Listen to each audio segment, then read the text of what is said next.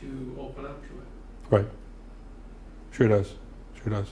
Well, that's one of the reasons why we're having these sessions. I wish it was more populated than it was tonight, but it is what it is. You know, We'll hope that at least some of the people will watch the video. the video. I'd be more than happy to come back and do this again and again and again until we get everybody. But you know, I think that's the attempt that we're trying to make is to educate people on A, what this is, if they're not familiar with it, and B, how it could really apply and how it could be a competitive advantage for the school.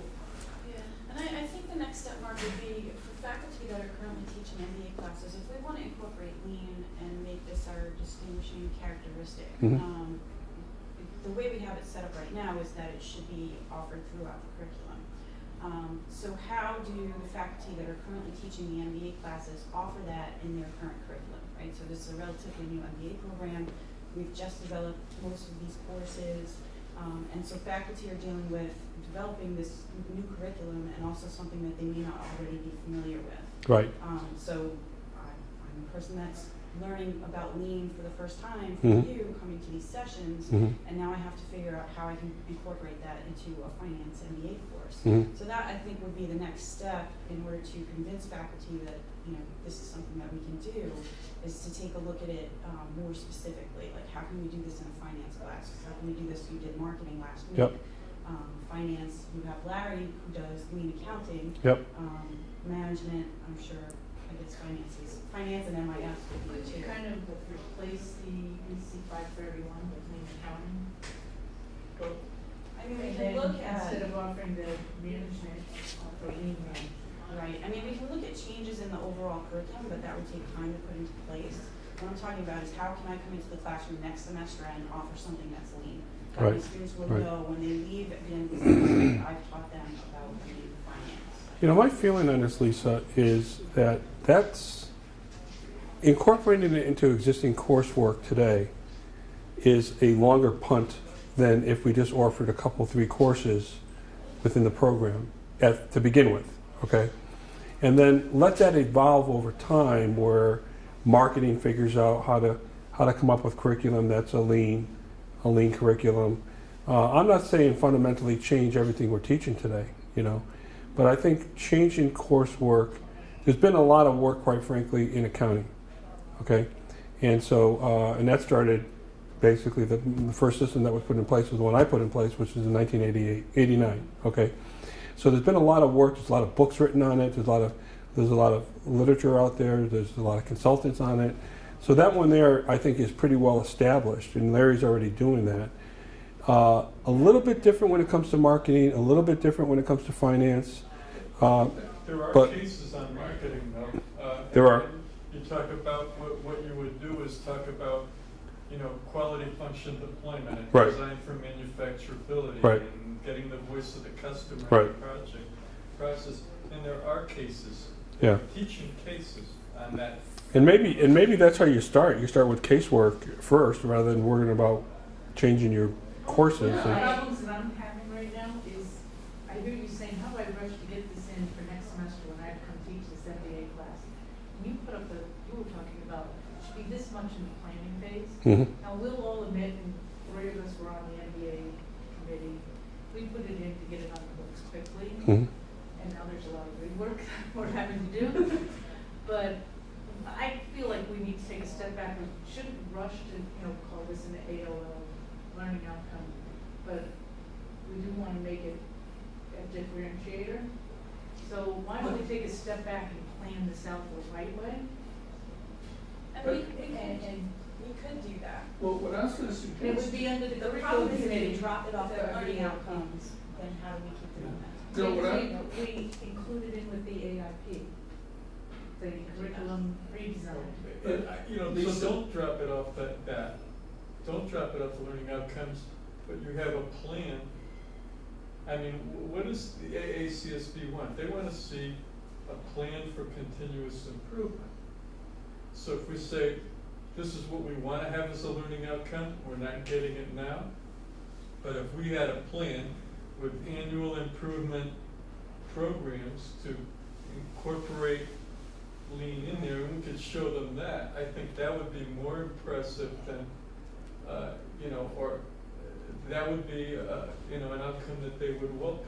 And I think the other thing to It's not what consider, we're measuring, though. Well, what I We was, have to measure. to address your question, your original question was how can you transform yours to include lean? Do you have a case that deals with working capital? I'm sure, yeah, and I'm sure And there are so plenty of places. all where it we would can do it. take I mean, would I be, was- if you, working capital is a natural component of a finance course, so you just have a little bit of lean in that discussion of working capital, that's all. But my point is, I'm not the only faculty teaching an MBA So course we that have to doesn't have- have lean in it right now. Right. But I am here tonight. I would Which be is more awesome. likely to do it than somebody who's not But here tonight. so we have to get people on board, but, I don't know if you didn't see Ed Miller's, if you didn't have a chance to be there for Ed Miller's, he talked about that, the acquisition strategies that Wiremold used. And they would go in and they would outbid people for a company. And they would do it based on saying, well, we see all of this excess inventory, we know we can get rid of that, that's cash flow. The other companies looking at it through a traditional acquisition eye aren't seeing that. They're looking at Right. earnings multiples Right. and everything. And they're Right. saying, we can go in and we're gonna need half the space, Right. and we're gonna be able to reduce headcount. that's exactly what I did at Danaher. And we're Yep. gonna be able to gain all of this cash Yep. flow, and we can use that cash to finance the acquisition. But see, I feel like if we do that, and we put these little exercises in each course, the students aren't gonna come out and feel like, Right. That's my I've concern as differentiated well. myself by getting this MBA and learning about lean. I really think they need, as soon as they start, get that lean management course, the lean accounting, and then work on the other stuff down the road. Mm-hmm. Mm-hmm. They need to know what lean management is, not have an exercise in this course and an exercise in that course. Right, because as you were speaking, I could see a couple of places where I could introduce it, inventory, excess inventory. For example, I have a whole exercise that I can give you on capital appropriations.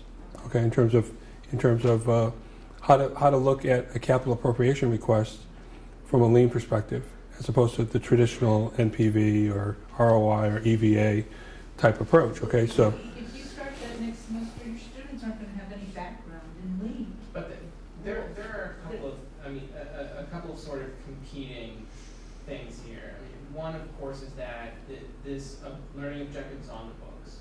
So we're gonna have to measure it. We're You gonna film have it. to, We'll you film can't it. sit- Yes, we can't have a learning objective and not measure it. So that's one of those regulatory, non-valuable. Right, right. exactly. Well, we're being recorded, so I'll keep quiet on that front. So you know lean already. See, you said you didn't know. No, I didn't. Oh, okay. So we have to measure it, and so, I mean, at this point, the students aren't gonna perform well, right? We get that. So what we need in the short term is faculty to sort of reaffirm that this is in fact something that they wanna do, that we need to continue, that we wanna keep it in as a learning objective, understanding that we're going to have failure. And that was one of the things I took away from Bob's presentation, is that that's often the case in the early stages. You have to be willing to accept some failure. So we're doing something different that we're not used to. We're going to fail. According to But I'm hearing conflicting things. I'm hearing you say that I get faculty to reaffirm that this is gonna be one, but then I'm hearing Lisa say, we have to measure this. we Yeah. have So to. why are we Learning getting objective. faculty to reaffirm? If it's a learning objective, then we have to. Right. Right. So the vote is So going to you be think it could whether we should reaffirm? drop it. Right, or we could drop it and say, we determined that this was not important, right? So there's one or of two ways we can go. This is Right. important to us as a school of business. We want to distinguish ourselves by becoming the lean MBA. And therefore, even though we did not have this properly implemented in the curriculum when we first established the MBA, we are working toward that. Our students are doing poorly in this part of the learning objectives, but we're working toward improving that. Yeah, I think that's an And we important work point. toward it. That's an important point. Right. Yeah. Or we say, this is not important to us, and we get rid of it. Yeah, And that's- we that's an explain important that it point, wasn't important, because and hopefully we'll get Any it. company that starts lean, okay, evolves over time. They get better at it. So we don't have to be the nirvana on day one, okay? We could start this thing, start it slow, and start working it in over the course of time. And, you know, we're not going to sit down one day and develop the finance curriculum perfectly on day one to say this is now the end-all be-all, okay? We're going to learn, we're going to make some mistakes, we're going to take 2 steps forward, 1 step back. But over time, we can evolve this, okay? So that's the whole, believe it or not, that's the nature of lean, okay? So we should think about that from the respect of how we evolve our programs. And so we don't have to be perfect on day one, so. Just, there's another point, on an evolutionary basis, so if you want to take this path, one of the things, you know, I had proposed a lean management emphasis, or at least a track that was going to be lean management, and I proposed like a lean leadership course as a capstone. That was not accepted, but what was accepted was, let's incorporate lean thinking, or at least coverage, in all of the core courses. That doesn't have to be an emphasis, at least initially. It has to be covered. And what you could do there is you say, okay, here's the traditional approach, here's the lean approach. Let's compare these two. Let's debate which way is better. You do one case from one perspective, one case from another perspective. And that gets critical thinking. You know, we want these students to think critically and to be able to assess things. And they can see that there's different ways of doing things, and they're completely different approaches, and they have different outcomes. And what do you think of them? And we could start with that, and then as, you know, then maybe over time we get buy-in from the people that are teaching this, that, hey, yeah, this is a better way to go. And now I want to learn enough that I can say I'm going to emphasize this, and we get to the point where we're doing enough of this that we can market the program as a lean program. Because we can't go in, you know, day one and say we're doing this, so we're the lean program. No. Until we can demonstrate some capability. This is something we aspire to. Yeah, it's gonna take a couple of weeks at least. So. Yeah, we'll get that done. I think that's to your point, Mary, is that I don't think that what we're saying here is that by summer or fall semester, all of the courses will have to have a lean component in them, because that's rushed. But I think what we need is to have faculty say, well, we said we were going to do this lean thing. We haven't done it now. Are we going to do it or not? If we're going to do it, it's going to take time. I mean, we can't just jump in. I like your explanation, and I think that we should add it maybe as a second level in the AIP that's covering curriculum. Right. Get some resources behind it. But I think that's where the faculty buy-in comes. Okay, so at least the MBA faculty, the people that are going to teach in the MBA, have to be committed to do this. You know, at whatever level. If we're going to do it, the people that are teaching in the MBA have to say, I'm committed to learning enough about this to make this a part of the class. Mary, Every single course? Every core course. Well, Okay. You can have specialized courses at the higher end that may or may not deal with that specific thing, but the core courses across this, I think you have to have it, and some of the other courses definitely should have it. Right. And again, it's a process, so it's something that we aspire to do over time, is have it incorporated into all of the courses, but we would start with a certain courses that we would start with. and Mary, respectfully, I view it the other way, where I think it's better for them to. No. If you could raise your voice a little. Curse at Jane, but This is being recorded, Keith. Jane, Use my name. in any case, I think it's better for them to touch it a little bit in different perspectives from the different courses. And then if there's going to be an intensive, it would be after they familiarize themselves with it, and more of a capstone type thing, rather than jump completely in, like before they do anything else. Well, even if maybe that boot camp that we were thinking of doing a few days before they start the program, you give an hour and a half presentation on the principles of Lean. Yeah, I think, Similar to what you did tonight. yeah, I think that's right. I think And then that's, they see it in yeah, their core courses. yeah. yeah. Yeah. Because I think there's gonna be some training the trainer that has to happen, okay? And so, that could be done, so. Do I get to go to Japan? Only if you take me. Do you really wanna go there now that? I'm getting out the giant MBA credit card now. We're all going to Japan. Only if you take me. I don't wanna go near that, nuclear. Fukushima. And, But, you know, one of the other things that I think would be really nice about it, if we, especially if we had a little primer at the very beginning of the program, when you were talking about, instead of just pushing buttons, we want the people, the workers to be thinking. You as students, instead of just pushing buttons Exactly. and dropping stuff down, we want you to be thinking about this process as well. Right, The right. whole critical right, thinking component of it. right. Yep. Well, and the beauty of the way the MBA program is set up right now is we have a very straightforward order in which the students will take the majority of their classes, so we can start with those key points. Which they're supposed to. Right.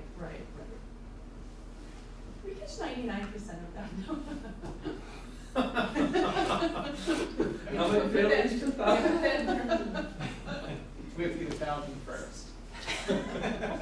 No evaluation until that point. One piece flow. One piece flow. 99% is no good, NG. so does it make sense to get the faculty that teach those core courses together? And connect them up to electrical shock. Well, that's where the idea for Bring it this series, these presentations came from, was from getting those faculty together, and they expressed at least enough interest to say that they wanted to hear more. And if faculty are anything like undergraduates at another institution that I did some work at, none of them will watch a 1-hour video. Oh yeah, Well, they broke them up, they're only 20-minute intervals. we can make them like serials, podcasts. That would be much better, if we could, you know, like, with a subject title for each one. They broke it out into half hour. Again, it was just unedited because I wanted to get it Mhm, yeah. done quickly. But But no- we can talk about getting it edited later. I think we can cut off the Recording? recording now, and Thank we you, have a Mark. couple more comments. Welcome. Thank you, Mark.